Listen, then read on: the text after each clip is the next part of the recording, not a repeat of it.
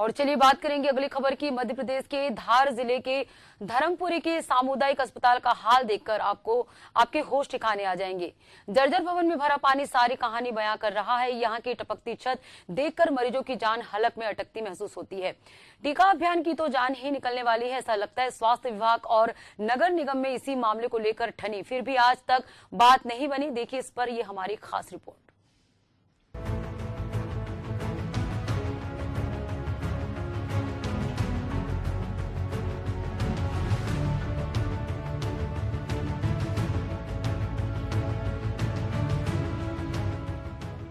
मध्य प्रदेश के धार जिले का धर्मपुरी सामुदायिक स्वास्थ्य केंद्र अपनी असुविधाओं को लेकर चर्चा में है।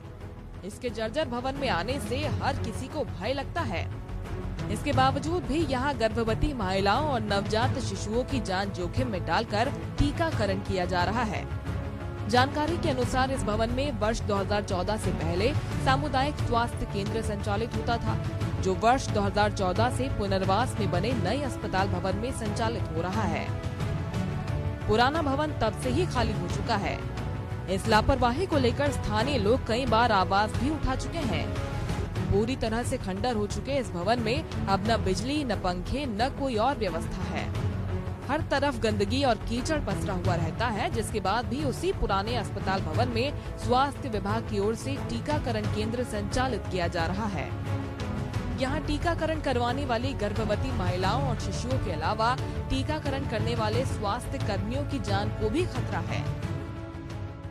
लेकर ये है कि यहाँ पे कभी भी हादसे का शिकार लोग हो सकते हैं। ये भवन जो है बहुत पुराना हो चुके हैं और ये पहले कर्मचारी जब स्वास्थ्य विभाग के रहते थे तो इसमें इसी डर से बहुत पहले खाली करके जा चुके हैं वो। और यहाँ बाजार भराता, धार्मिक आयोजन होते हैं, कभी भी कोई बड़ा हादसा होने का डर है। पंखे भी जल गए और गंदगी के कारण मच्छर कितने खा रहे हैं। हम बीमार पड़ जाएं तो फिर उसकी जवाबदारी किसकी? किन लोगों का टीकाकरण होता है? हाँ, सब बच्चों का, गर्भवतियों का, सबका टीकाकरण होता है। इन दिनों क्षेत्र में भारी बारिश हो रही है, जिसके कारण जर्जर पड़े इस भवन की छत से टपकता पानी भी मुसीबत बना हुआ है। छत से टपकते पानी से पूरे अस्पताल की फर्श पर पानी फैला हुआ रहता है, जिससे कभी भी किसी गर्भवती महिला का पैर फिसलने का भी डर बना रहता है। वहीं पूरे भवन में गंदगी फैली होने के कारण मच्छरों का भी प्रकोप रहता है। हालात ये है कि कभी तो स्वास्थ्य कर्मियों को भवन के बाहर टीकाकरण और अपना कागजी कार्य तक करना पड़ता है।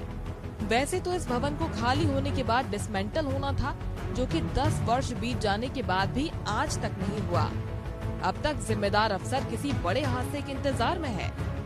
इस लापरवाही को लेकर जिम्मेदार अधिकारी एक दूसरे को जिम्मेदार ठहरा रहे हैं। तो स्वास्थ्य विभाग की सीबीएमओ कृति बोरासी का कहना है कि हमारा एक नियमित सत्र सामुदायिक स्वास्थ्य केंद्र में भी लगता है, लेकिन अस्पताल रहवासी क्षेत्र से दूर होने के कारण बच्चों का कवरेज कम रहता है। इसलिए मजबूरी में पुराने भवन में भी अस्पताल लगाना पड़ता है।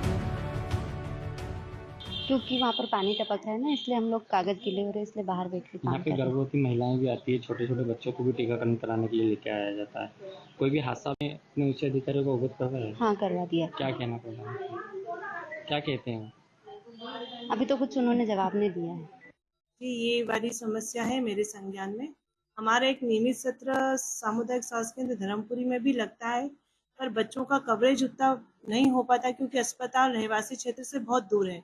इसलिए हमें मजबूरी में वहाँ सत्र लगाना पड़ता है ताकि अधिक से अधिक हितग्राहियों को टीकाकरण हो सके।